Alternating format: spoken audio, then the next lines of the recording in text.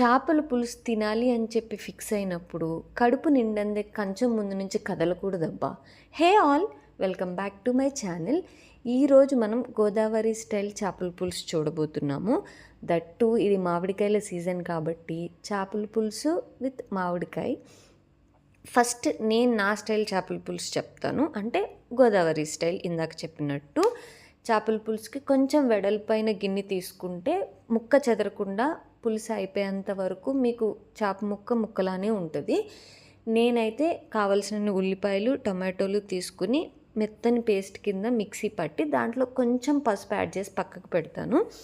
ఇప్పుడు మనం దేంట్లో అయితే వండుకుందాం అనుకుంటున్నామో ఆ బాండీ తీసుకుని కావాల్సిన మీకు ఏ ఆయిల్ అయితే కావాలో, మీరు ఏ ఆయిల్ అయితే వాడతారో, మీకు ఏదైతే బెస్ట్ అనిపిస్తుందో కావాల్సినంత ఆయిల్ యాడ్ చేయండి. చేపల పులుసు కొంచెం నూనె ఎక్కువగానే పడుతుంది.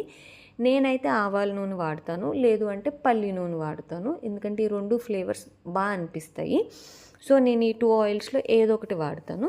ఆయిల్ యాడ్ చేసిన తర్వాత కొన్నే మెంతులు యాడ్ చేయండి. అవి కొంచెం చిట్పట్లాడిన తర్వాత కొంచెం కరివేపాకు యాడ్ చేసి అది ఫ్రై అయిన తర్వాత ఉల్లిపాయ టమాటో పేస్ట్ ఏదైతే మనం ముందుగా చేసి పెట్టుకున్నామో అది కూడా యాడ్ చేసేసేయండి.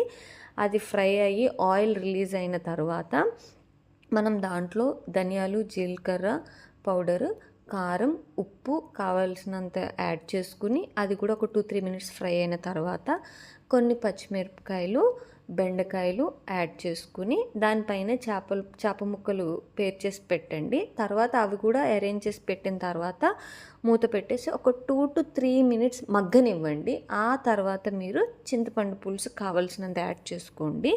కానీ చింతపండు పులుసు యాడ్ చేసినప్పుడు కొంచెం చూసుకుని యాడ్ చేసుకోండి, ఎందుకంటే ఆల్రెడీ మామిడికాయలో పులుపు ఉంటుంది, టొమాటో కూడా యాడ్ చేస్తాం కాబట్టి కొంచెం చింతపండు పులుపు చూసుకుని యాడ్ చేసుకోండి. ఇప్పుడు పులుసు మరగడం స్టార్ట్ అయిన తర్వాత అప్పుడు మీరు మామిడికాయ ముక్కలు యాడ్ చేయండి. ముందుగానే మామిడికాయ యాడ్ చేస్తే అది పేస్ట్ అయిపోతుంది. మనం మామిడికాయ యాడ్ చేసామో లేదో కూడా తెలీదు, ఒక ట్యాంక్ ఉంటే అది తప్ప ఇంకేం కనపడదు. కాబట్టి పులుసు మరుగుతున్నప్పుడే మామిడికాయ ముక్కలు దాంట్లో యాడ్ చేయండి. ఫైనల్గా చేపల పులుసు బాగా మరగనిచ్చిన తర్వాత అది అయిపోయే స్టేజ్కి మీకు ఒక మంచి ఫ్లేవర్ భలే అనిపిస్తుంది. ఆ ఫ్లేవర్ వచ్చిన టైంకి మీకు చూస్తే ఆయిల్ పైకి తేలుతూ ఉంటుంది. దాన్ని బట్టే మీకు అర్థమవుతుంది చేపల పులుసు తినడానికి రెడీ అని. సో ఫైనల్గా తింపే ముందే కొత్తిమీర యాడ్ చేసుకుని స్టవ్ ఆఫ్ చేసేసేయండి. ఇప్పుడు కొంచెం సేపు ఆగిన తర్వాత, జనరల్గా వేడివేడి చాలామంది తింటారు, ఒక పూట ఆగి రెండో పూట తింటే చేపల పులుసు ఇంకా బాగుంటుంది.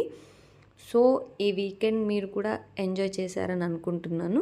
నెక్స్ట్ వీడియోలో కలుద్దాము. Until please like, share and subscribe. Bye.